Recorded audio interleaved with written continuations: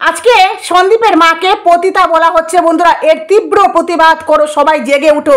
বিশেষ করে যারা সন্দীপকে ভালোবাসো তারা সবাই এর প্রতিবাদ করো বন্ধুরা। এবার কে বলেছে, আমি কেন বলছি, চলো ভিডিওটা দেখো, সবটা বুঝতে পারবে বন্ধুরা। বিশেষ করে আজকে অরিন্দম দাকে আরও কিছু কথা বলবো, একদম উপযুক্ত কথাগুলো। চলো, হ্যালো বন্ধুরা, welcome back to my channel. আশা করবো তোমরা সবাই খুব ভালো আছো। আমি ভালো নেই, কারণ একটা পবিত্র মানুষকে, একটা গুরুজনের মতো মানুষকে কি করে ওই মহিলাকে বলা হয় পতিতা, নাকি সন্দীপের মা পতিতা।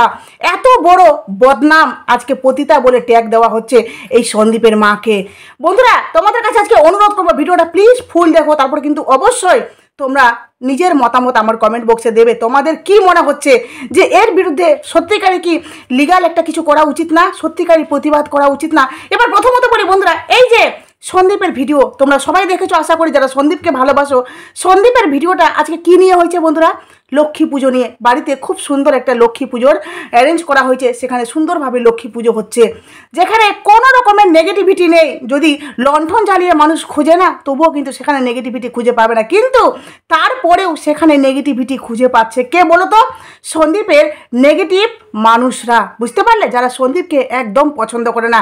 এবার আমি বলছি, সন্দীপের ভিডিওতে আজকে দেখলাম যে সন্দীপ খুব সুন্দরভাবে মাকে যতটা পারছে ততটা হেল্প করে দিচ্ছে। ইভেন তার মা আজকে উপবাস থেকে তার কাকি তার মাকে হেল্প করছে। তারপর আরও অন্যান্য মহিলারা ছিল, ওদেরকে রাখা হয়েছে, বা ওরা হয়তো ওদেরকে রাখা হয়েছে।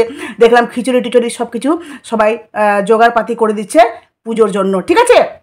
দেখলাম এক খুদে ব্রাহ্মণ এসে পুজো টুজো করছে, বেশ ভালো লাগলো। তারপরেও এক দেখলাম ভালোবাসার দিদি, মানে ভালোবাসার মানুষ সন্দীপের সাথে দেখা করতে এসেছে। এক সাবস্ক্রাইবার দিদি সন্দীপের সাথে কলকাতা থেকে দেখা করতে এসেছে। উনি কৃষাণুর জন্য আবার একটা সুন্দর একটা গাড়ি বড়সড় করে কৃষাণুকে ভালোবেসে গিফট করেছে। আমি জানি এই গিফটটা নিয়েও বলা হবে যে আবার ভিক্ষাবৃত্তি শুরু হয়ে গেছে। যে যা বলুক, আসলে কি যার যেমনি মেন্টালিটি না, সে সেমনিই বলবে বন্ধুরা। কারণ ওই যে বাচ্চাটাকে আদর করে ভালোবেসে কেউ একটা গিফট করবে না, সেটাকেও এরা আকার দিচ্ছে গিয়ে ভিক্ষাবৃত্তি করছে। সত্যি কি তাই? না, কোনো ভালোবাসার মানুষের কাছে গেলে তাকে ভালোবেসে কোনো একটা কিছু গিফট করে। এবার সেটা বাদ দাও, এবার আজকে বলি যে সন্দীপের বাড়িতে আজকে কে গেছে বন্ধুরা? আরেকজন গেছে, একটু মনে করো তো কে গেছে? সীমাদি গেছে সন্দীপের বাড়িতে। সীমাদি সন্দীপের বাড়িতে গেছে কারণ সীমাদিকে নেমন্তন্ন করা হয়েছে, আর সেখানে সীমাদি গেছে। কিন্তু কি বলতো, সীমাদি সেখানে গেছে নিজের 50K সাবস্ক্রাইবার কমপ্লিট হয়ে যাওয়ার জন্য। সেখানে কিন্তু সাথে করে কেক নিয়ে গেছে। এবার সেখানে আগুন দাও দাও করে জ্বলছে বিরোধী পক্ষী, বুঝতে পারলে? যে আরে বাবার, এই 50K সাবস্ক্রাইবার হয়ে গেল, তার জন্য এই কী যে বলছে কেক নিয়ে গেল। অত বড় ইউটিউবারের বাড়িতে গিয়ে কেক নিয়ে সেলিব্রেশন করবে? আরে বাপরে, বিশাল একটা ব্যাপার। তো সেলিব্রেট করছে, সেটা দেখে ভীষণ জ্বালা উঠেছে, যার জন্য আজকে সন্দীপের মাকে এত বড় একটা বদনাম দেওয়া হয়েছে বন্ধুরা, এত বড় একটা ট্যাগ দেওয়া হয়েছে। সত্যি মানুষ কতটা নিচে নামতে পারে, যে এই ওয়াইটিতে না আসলে আমি বিশ্বাস করতে পারতাম না। মানুষ নিজের মেন্টালিটিটাকে কতটা নিচু জায়গায় নিয়ে যেতে পারে, বা নিচু আছে, বুঝতে পারলে? নিচু আছে বলেই হয়তো তাদের চিন্তাভাবনাগুলো, মেন্টালিটি যাদের এতটা নিচু না, বলে মুখ থেকেও তাদের এই নিম্ন নর্দমাযুক্ত কথাগুলো বের হয়, বুঝতে পারলে? মানুষ পাস্টে কি করেছিল সেটা ম্যাটার রাখে না, মানুষ প্রেজেন্টে কি করছে সেটা ম্যাটার রাখে, তাই না? তো এই যে সীমাদি সন্দীপের বাড়িতে গেছে, সীমাদি অতীতে কি করেছে? অতীতে সে পতিতা ছিল না, অতীতে কারো বাড়িতে কী হয়ে আশ্রিতা হয়েছিল, যাই ছিল, ইচ অ্যান্ড এভরিথিং উনি মানে সীমাদি অতীতে যদি যা, আমি জানি না ওর পাস্ট, আমি সত্যি জানি না।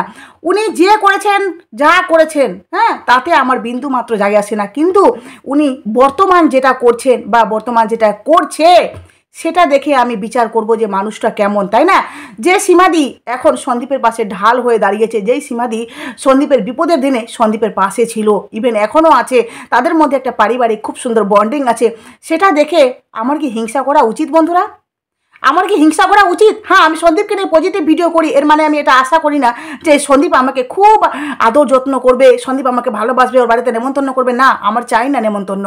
কারণ আমি যেটা সঠিক দেখেছি, যেটা সত্য দেখেছি, সেটাকে নিয়ে প্রতিবাদ করছি, তোমাদের সামনে সত্যটাকে তুলে ধরছি, ঠিক আছে? সেটা আমার মানসিকতা, আমার সেটা প্রয়োজন, বলতে পারো কন্টেন্ট, বা বলতে পারো সত্যের পাশে দাঁড়িয়েছি। সেটাতে সন্দীপের সাথে আমার সম্পর্কের কোনো রকমের মাইনে রাখে না। কিন্তু যদি কোনো মানুষ সন্দীপের বাড়িতে যায় আসে, খাওয়া দাওয়া যা যা করছে, সবটা দেখে কি আমার জ্বলা উচিত? সবটা দেখে কি জ্বলা উচিত, হিংসা করা উচিত? দেখো, এতদিন সন্দীপের মাকে তার বৌমা, মানে তার এক্স বৌমা তাকে ট্যাগ দিয়েছিল যে আমার শাশুড়ি মা পরকীয়া করছে। তার দরুন দালাল কি বলেছিল, ওই বার্থডের দিন, কৃষাণুর বার্থডের দিন কি বলেছিল, যে একটা পুরুষের পাশে ওই সন্দীপের মা দাঁড়িয়েছিল, সেখানে নাকি সন্দীপের মা অত লোকের সামনে দাঁড়িয়ে দাঁড়িয়ে নাকি ঘেঁষাঘেঁষি দিয়ে পরকীয়া করছে। এ কেমন পরকীয়া? আমি মানে পৃথিবীতে এমনি পরকীয়া শুনিনি, এই প্রথম ওয়াইটিতে শুনলাম। ঠিক আছে, লোকের সামনে দাঁড়িয়ে দাঁড়িয়ে ঘেঁষার দিয়ে দেও আবার পরকীয়া করা যায়? ও মাই গড।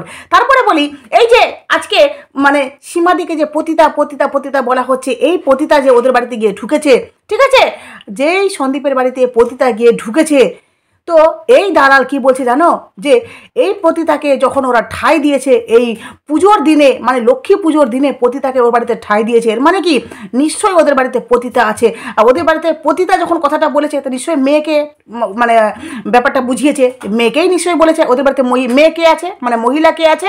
সন্দীপের মা, আর তো কেউ নেই মহিলা। তাহলে ওই সন্দীপের মা, যেই সন্দীপের মা নিঃস্বার্থভাবে ওই তার খুদে এই নাতিটাকে, ঠিক আছে, সারা দিন তার পেছনে লেগে থাকে, পরিবারটার পেছনে সারাদিন লেগে থাকে। আচ্ছা, সন্দীপের মায়ের কোন স্বার্থ হতে পারে বন্ধুরা? এই বয়সে উনার কি স্বার্থ হতে পারে যে উনি আর কটা দিন, মানে কতদিন বাঁচবেন উনি? ওনার নাতি হয়ে গেছে, আরও ধরে নিলাম আমি যতদিন বাঁচবেন, ঠিক আছে, ওনার কি স্বার্থ যে কৃষাণু পড়াশোনা করবে, কৃষাণু নিজের জীবনে সেটেল হবে, ভালো একটা চাকরি পাবে, জীবনে ভালো একটা কিছু করবে, সেখানে ওনার কি স্বার্থ থাকতে পারে বন্ধুরা? কি স্বার্থ থাকতে পারে? বা সন্দীপের এই যে বাড়ি ঘর, কি সন্দীপের মা ভোগ করবে? সন্দীপের মা ভোগ করবে না সন্দীপের বাবা ভোগ করবে? এই যে বাড়ি গাড়ি সব কিছু হচ্ছে, সেটা তো সন্দীপ ভোগ করবে না, তারপরে তার ছেলে ভোগ করবে, তাই না? তো এই যে বিনা স্বার্থে এই যে মহিলাটি, মানে সন্দীপের মা সারা দিন কাজ করে যাচ্ছে শুধুমাত্র সংসারটাকে ভালো রাখার জন্য। আজকে লক্ষ্মী পুজো করলো, উপবাস করে এই যে হাবিজাবি কাজগুলো করছে, এটা কিন্তু কম বড় না, ঠিক আছে? এই বয়সে এসে ওই মহিলা যা যা করছেন, সত্যিকারই এর জন্য হাততালি দেওয়া, প্রশংসা করা প্রয়োজন বন্ধুরা। কিন্তু ওই মহিলাকে বলা হচ্ছে নাকি উনি পতিতা। ও মাই গড, এর তীব্র প্রতিবাদ করো বন্ধুরা। এর তীব্র প্রতিবাদ করো। যারা সন্দীপকে ভালোবাসো, যারা সন্দীপের মাকে ভালোবাসো, তারা সবাই প্রতিবাদ করো, জেগে উঠো। আর আমি আজকে এই অরিন্দম দাকে আজকে আবার রিকোয়েস্ট করব, এর আগে রিকোয়েস্ট করেছিলাম এই দালালের বিরুদ্ধে, যে একটা ভালো করে একটা একে শাস্তি দাও, একে আইনের আওতায় ফেলো, আর একে যোগ্য মানে যথাযোগ্য শাস্তি দাও।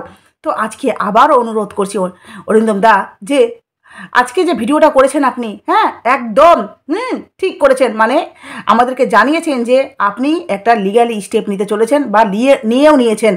এরপরেও বলছি আপনাকে যে আজকে যে এই দালাল যে ভিডিওটা করেছে, সেই ভিডিওটা গিয়ে আপনি ভালো করে দেখেন দাদা, হ্যাঁ, আর ভিডিওটা দেখে অবশ্যই আপনি ডাউনলোড করে নেবেন, আর এই ভিডিওটার পরিপ্রেক্ষিতেও আপনি একটা আইনি স্টেপ নেন।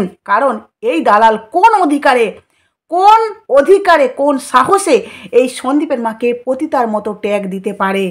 ঠিক আছে, না কোনো প্রমাণ আছে, না সন্দীপের মা পরকীয়া করেছে, না সন্দীপের মা ওয়াইটিতে কোনো নোংরামি ছড়িয়েছে। তাহলে কোন সাহসে এই দালাল ওই সন্দীপের মাকে পতিতা বলতে পারে? পুজোর দিন যদি কোনো রকমের কোনো ডমও যদি আমাদের বাড়িতে যায় না বন্ধুরা, কথায় বলে না, ডম নাকি বাড়িতে আসলে বাড়ি পবিত্র হয়, এটা নাকি একটা কথার কথা, ঠিক আছে, কথার কথা না, সত্যি আমি জানি না, তো এটা কথা আছে একটা। ডোম দেখবে কখনো কারো বাড়িতে গিয়ে নাকি খায় না, কারণ ওর বাড়িতে খেলে নাকি বাড়ি পবিত্র হয়। কখনো দেখবে, আমি দেখিনি ডোমকে কারো বাড়িতে খেতে, ঠিক আছে? তো ওই যে বলে না, পুজো পাঠের দিন যদি একটা ডোমও এসে যদি বাড়িতে উঠে, আমি কোনো জাতিকে ছোট করছি না, প্লিজ কেউ ভুল বুঝবে না, তো ডোমও যদি নিজের বাড়িতে উঠে না, তাহলে তাকেও কিন্তু ভোগ দেওয়া হয় একদম সবার মতো সমানভাবে, ঠিক আছে?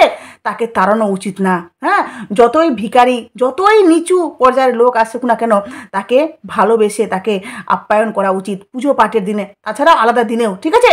কিন্তু যেখানে সীমাদির সাথে তাদের ভালো সম্পর্ক আছে, সীমাদি পতিতা হোক, নিজের জীবনে সে কী করছে না করছে, সন্দীপের জীবনে তো কোনো ক্ষতি করছে না, তাই না?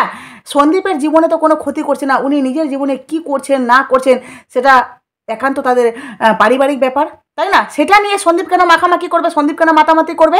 আর সন্দীপ কেনই বা তার সাথে সম্পর্ক ভাঙবে?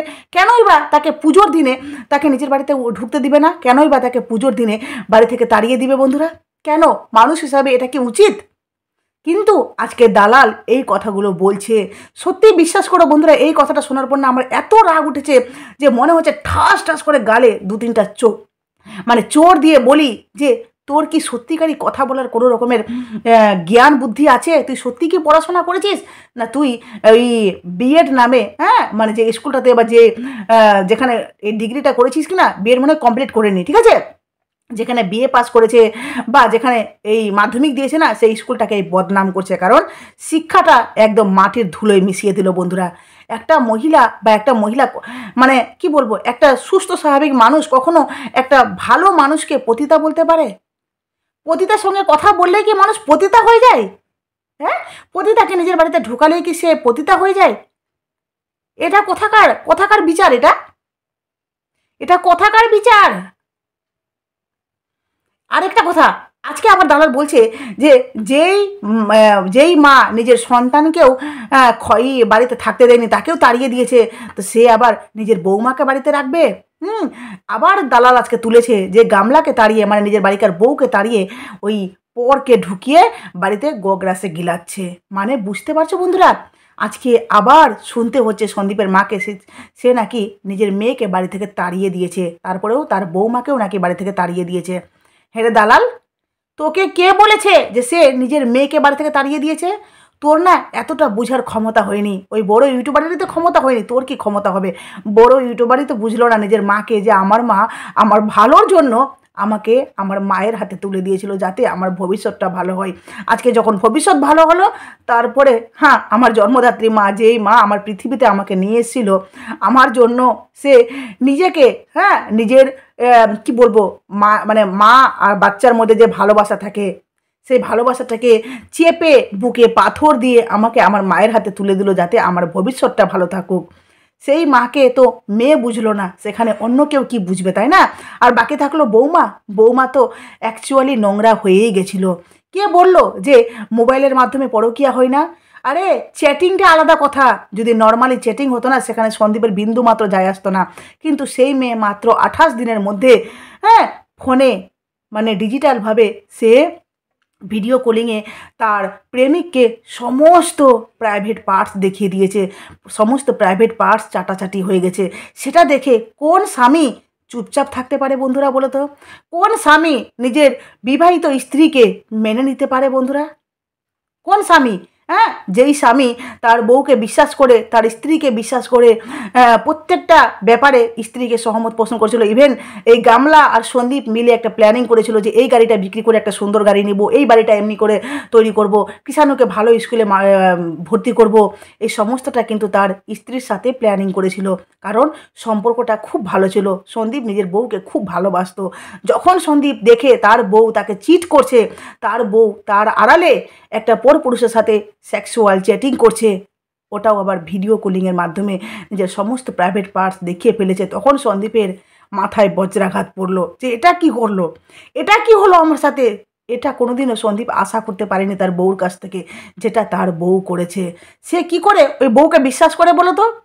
কি করে বিশ্বাস করে? তারপরেও সন্দীপ কিন্তু একটা ভিডিও করেছিল, ওই রাত্রে যখন রাত 2টোর সময় সন্দীপ একটা ভিডিও করে 4 মিনিটের, তো সেই ভিডিওটা তো করেই ছিল। কিন্তু যখন সন্দীপ তারপরে ঠিক আছে সমস্ত জানাজানি হয়ে যায়, তারপরে কিন্তু সন্দীপ ভিডিওটাকে প্রাইভেট করে একটা ভিডিও করেছিল, হাত রিকোয়েস্ট করে, জোর হাতে সন্দীপ তার বউর কাছে রিকোয়েস্ট করেছিল, আসো আমরা সুন্দরভাবে সংসার করি, সব কথা ভুলে আবার বাচ্চাটার জন্য সুন্দর করে সংসার করি। কিন্তু সেখানে গামলা নো রেসপন্স। আরেকটা কথা বলেছিল গামলা, ঠিক আছে এই বিষয়ে কোনো রেসপন্স দেয়নি, কিন্তু গামলা একটা কথা বলেছিল, তারপরে একটা শর্ত রেখেছিল যে আমি তোমার সাথে সংসার করব, কিন্তু তোমার মাকে আমার সংসারে ঠাঁই দিব না। কি করে একটা সন্তান মেনে নিতে পারে বলো তো? যেই সন্তান জানে যে আমার মা শুধুমাত্র আমার জন্যই বেঁচে আছে, আমার মায়ের আর কোনো ঠাঁই নেই, তার মেয়ের সাথে কোনো সম্পর্ক নেই, আর আমি তার একমাত্র ছেলে, তাহলে আমি কি করে মাকে ছেড়ে নিজের বউকে নিয়ে শুধুমাত্র নিজে সুখী থাকি? কি করে সুখী থাকি? তাহলে বলো তো বন্ধুরা, একটা ছেলে সত্যি কি খুব দোষ করে ফেলেছে? সন্দীপ কি সত্যি খুব দোষী?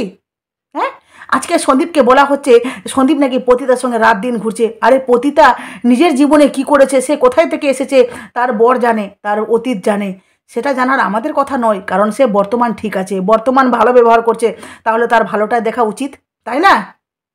এর তীব্র প্রতিবাদ করো বন্ধুরা। অরিন্দম দা তোমাকে রিকোয়েস্ট করছি, এর তীব্র প্রতিবাদ করো। এই দালালকে যথাযোগ্য শাস্তি দাও, আর সেটা তুমিই পারবে।